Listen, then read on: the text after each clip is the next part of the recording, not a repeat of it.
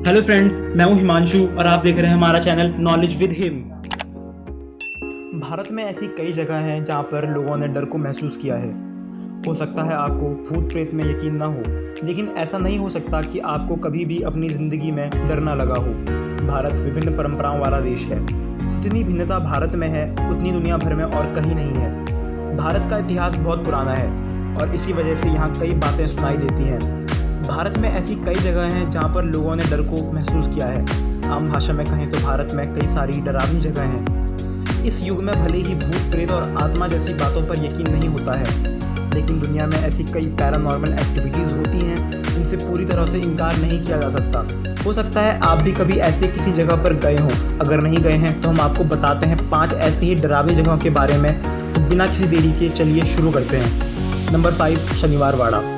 मराठा साम्राज्य को बुलंदियों पर ले जाने वाले बाजीराव ने सन 1746 में एक महल का निर्माण करवाया जो शनिवार वाड़ा के नाम से जाना जाता है। यह महल पुणे में आज भी मौजूद है।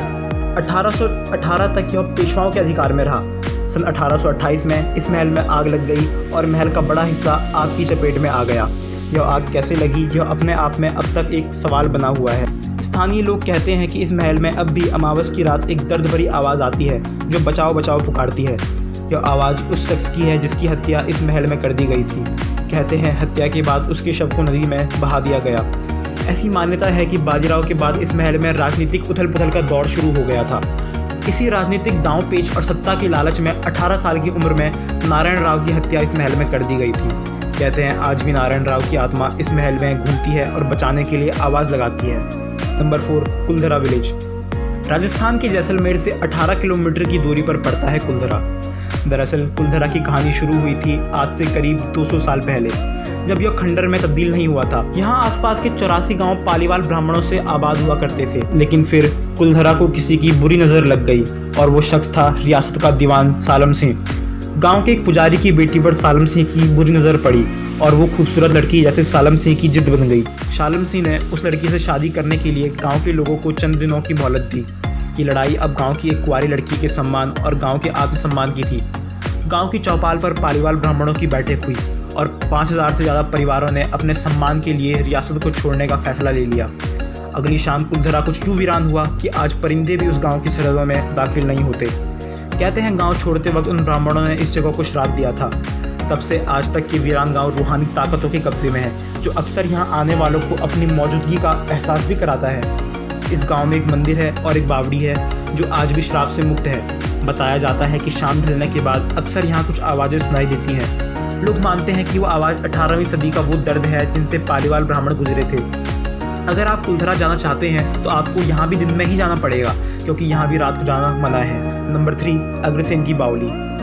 राजधानी दिल्ली के कनॉट प्लेस के नज़दीक 14वीं शताब्दी की ऐसी बावली है जिसके बारे में कहा जाता है कि उसके पानी को देखकर लोग आत्महत्या के लिए सम्मोहित हो जाते हैं। अग्रसेन की बावली भारत की राजधानी दिल्ली में स्थित एक सीढ़ी नुमा कुआं है। इस बावली को महाराजा अग्रसेन ने 14वीं शताब्दी में बनवाया था। कहते हैं एक बार इस बावली में काला पानी भर गया था और यह पानी जादुई था।